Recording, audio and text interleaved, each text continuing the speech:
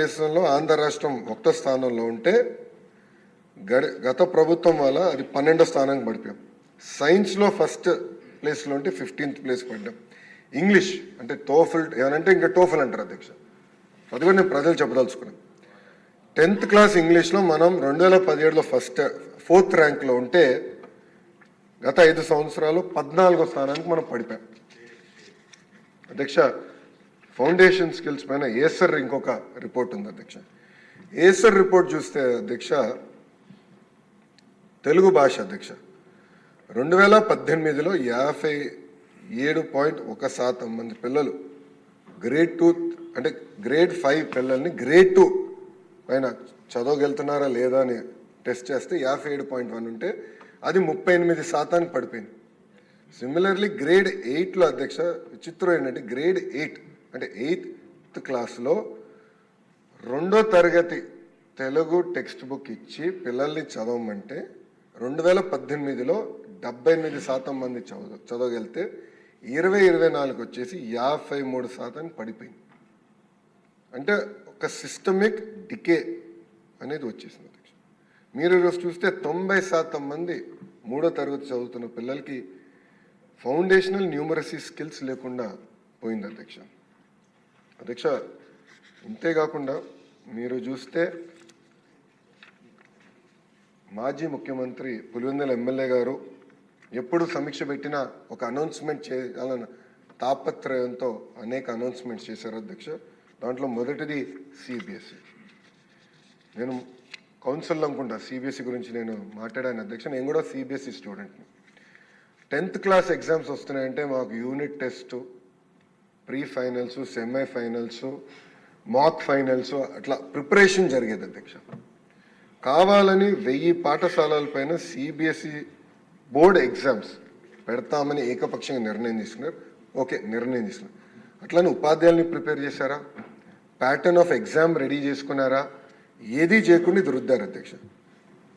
మన ప్రభుత్వం అంటే కూటమి ప్రభుత్వం ఏర్పడిన తర్వాత నేను టెస్ట్ మాక్ ఒక ప్రీ ఫైనల్ అనుకోండి ఒక టెస్ట్ నిర్వహిస్తే 90% మంది పిల్లలు ఒక్క సబ్జెక్ట్లో కానీ ఫెయిల్ అయ్యారు. కనీసం ఒక సబ్జెక్ట్లో ఫెయిల్ అయ్యారు.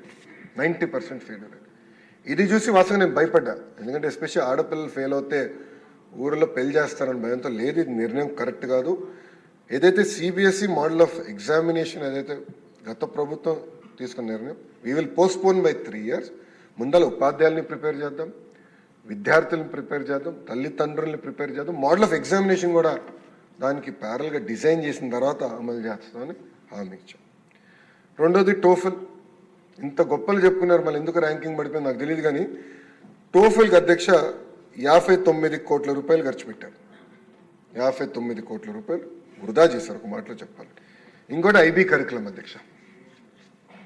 ఇక్కడ గౌరవ సభ్యులు అందరు తెలుసు ఐబీ కరికులం అనేది చాలా ఛాలెంజింగ్ కరికులం.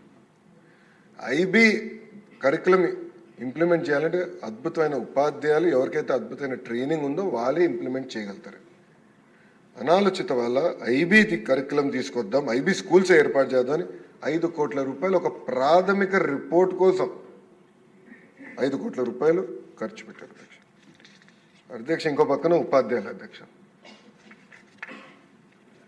కమిషనర్ గారు కలవరు, సెక్రటరీ గారు పలకరు, మినిస్టర్ గారు కంపడరు.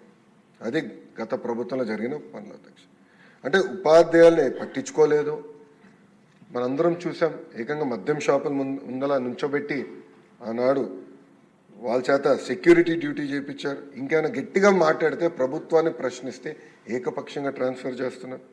గతంలో అధ్యక్ష అంటే 2022లో 1570 మంది టీచర్ని రూల్స్ విరుద్ధంగా గత ప్రభుత్వం ట్రాన్స్ఫర్ చేసింది అధ్యక్ష. అంతేకాకుండా అధ్యక్ష 45 యాప్లు పెట్టారు అధ్యక్ష. అసలు ముందర మేము అర్థం చేసినాకే చాలా సమయం పెట్టింది, ఒక 6 నెలలు పెట్టింది. ఎన్ని యాప్లు ఉన్నాయి, ఎందుకు ఉన్నాయి, ఎవరు ఏ యాప్ వాడుతున్నారు తెలిసాక మాకు టైం పట్టింది అధ్యక్ష. 45 యాప్లు పెట్టి చదువు చెప్పాల్సిన ఉపాధ్యాయుల చేత టాయిలెట్ ఫోటోలు, ఇన్వెంటరీ మేనేజ్మెంట్ అవన్నీ రుద్దారు అధ్యక్ష. ఇంకో పక్కన అధ్యక్ష స్కూల్ ఇన్ఫ్రాస్ట్రక్చర్ అధ్యక్ష. అధ్యక్ష స్కూల్ ఇన్ఫ్రాస్ట్రక్చర్ మీద గౌరవ సభ్యులకు విషయం తెలుసుకోవాలి అధ్యక్ష. 2018లో ఆనాడు గంటా శ్రీనివాస్ గారు గౌరవ మంత్రిగా ఉన్నప్పుడు చంద్రబాబు నాయుడు గారి ఆదేశాల మేరకు హ్యామ్ హైబ్రిడ్ యాన్యుటీ మోడల్ ద్వారా స్కూల్ అప్గ్రేడేషన్ ప్రాజెక్ట్ చేపట్టాం, నిధులు సమకూర్చాం. ఆ నిధులు తీసుకొస్తే గత ప్రభుత్వం గాలికి వదిలేసింది అధ్యక్ష. వీళ్ళేదో గొప్పలు సాధించినట్టు చెప్తున్నారు. ఈరోజు అధ్యక్ష ఫేజ్ 1 పొద్దున కూడా చెప్పా, ఫేజ్ 1 ఇప్పటికీ పూర్తాల. ఫేజ్ 1 పూర్తి చేసాక 880 కోట్ల రూపాయలు అవసరం ఉందండి. ఫేజ్ 2 పూర్తి చేసాక సుమారుగా 4,000 కోట్ల రూపాయలు ప్రభుత్వానికి అవసరం. విచిత్రం ఏంటంటే అధ్యక్ష, నాడు నేడు కింద కొన్ని పాఠశాలలు ఎక్కడైతే రంగులేసారో బెంచులు పెట్టారో జియో 117 వచ్చిన తర్వాత ఆ పాఠశాలలు మూతపడింది. అలాంటి పరిస్థితి ఆంధ్ర రాష్ట్రంలో వచ్చింది అధ్యక్ష. అడిషనల్ క్లాస్ రూమ్స్ కూడా ఎలాంటి సైంటిఫిక్ అప్రోచ్ లేకుండా కూడా చేశారు. అంతేకాకుండా కేంద్ర ప్రభుత్వ అధ్యక్ష 2019 నుంచి 24 వరకు మీరు చూస్తే సుమారుగా 900 కోట్ల రూపాయలు సమగ్ర శిక్ష కింద సివిల్ వర్క్స్కి నిధులు కేటాయిస్తే ప్రభుత్వం ఇవ్వాల్సిన వాటా ఇవ్వకుండా కాలయాపన చేశానుగా ఆ నిధులు కూడా మురిగిపోయినాయి అధ్యక్ష. అంతేకాకుండా అధ్యక్ష స్టూడెంట్ కిట్ అధ్యక్ష, ఈరోజు స్టూడెంట్ కిట్ గురించి నేను మాట్లాడుతున్నాను అధ్యక్ష. నేను బలంగా నమ్మేది విద్యా వ్యవస్థకి రాజకీయాలు దూరంగా పెట్టాలి. విచిత్రం ఏంటంటే అధ్యక్ష, నాకు ఉదాహరణ ఇస్తా. Intermediate first year intermediate botany text book అధ్యక్ష. 2వ పేజ్ గౌరవ ముఖ్యమంత్రి గారి సందేశం ఉంటుంది. 3వ పేజ్ లక్ష్మీపార్వతి గారి సందేశం ఉంటుందండి. 4వ page principal secretary of to government సందేశం ఉంటుంది.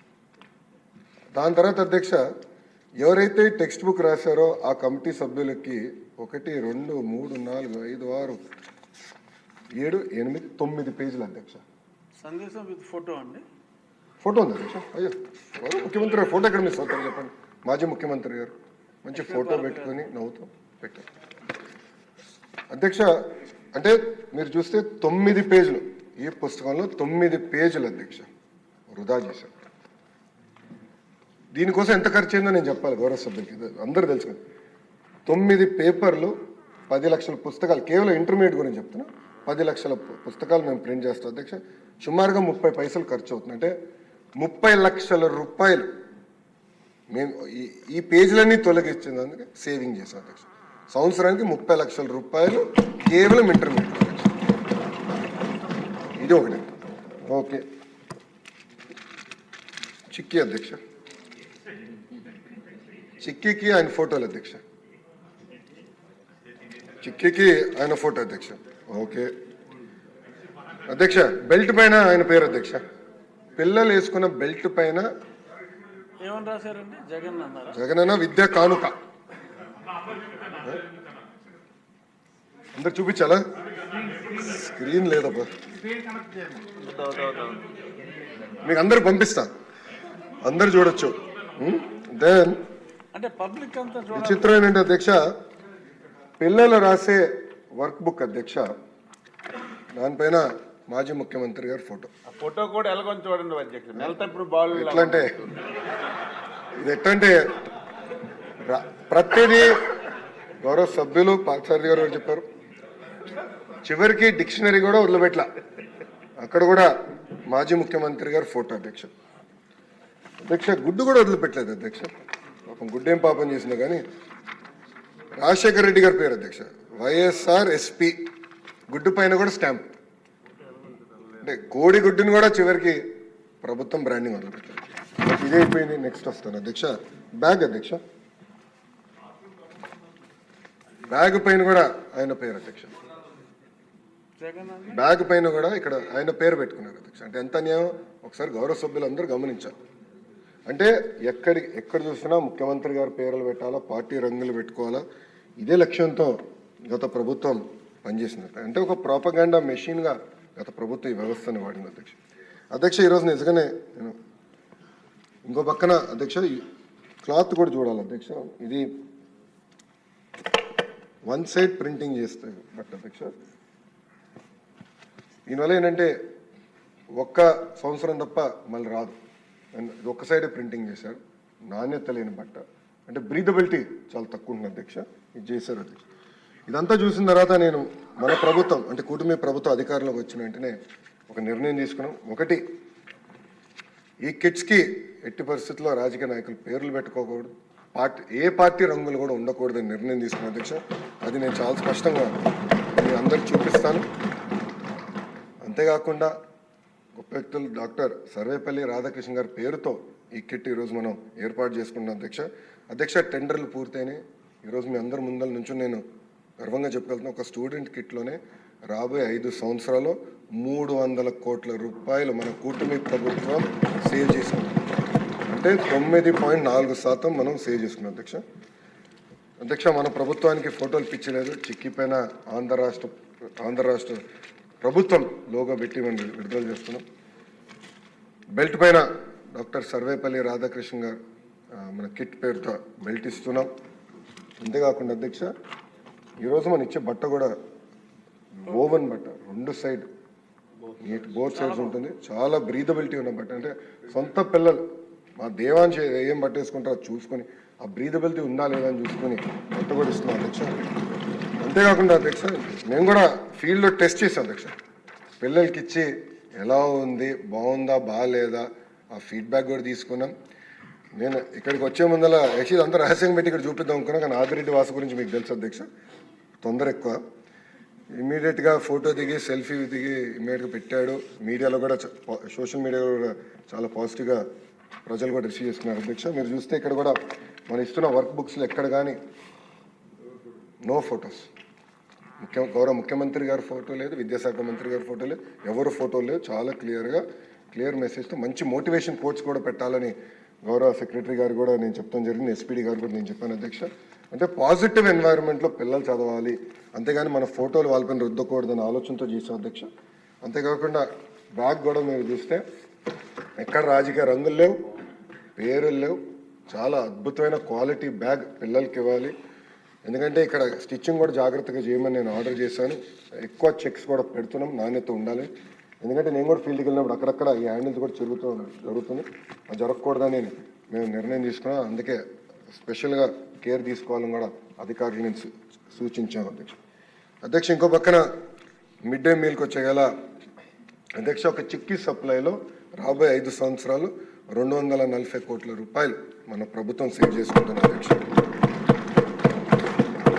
గుడ్డుల ట్రాన్స్పోర్టేషన్లో 144 కోట్ల రూపాయలు మన ప్రభుత్వం రాబోయే 5 సంవత్సరాలు సేవ్ చేయబోతుంది అధ్యక్ష. అంటే దాదాపు రాబోయే 5 సంవత్సరాల్లో 1000 కోట్ల రూపాయలు ఒక స్కూల్ ఎడ్యుకేషన్లో మన ప్రభుత్వం సేవ్ చేయబోతుందని గౌరవ సభ్యులకు నేను తెలుపుతున్నాను అధ్యక్ష. అంతేకాకుండా అధ్యక్ష, పెద్ద మాటలు చెప్తారు. రేపేదో కార్యక్రమం పెట్టుకున్నారు ఆ పార్టీ వాళ్ళు. నేను సూటిగా ప్రశ్నించాలనుకుంటున్నాను అధ్యక్ష.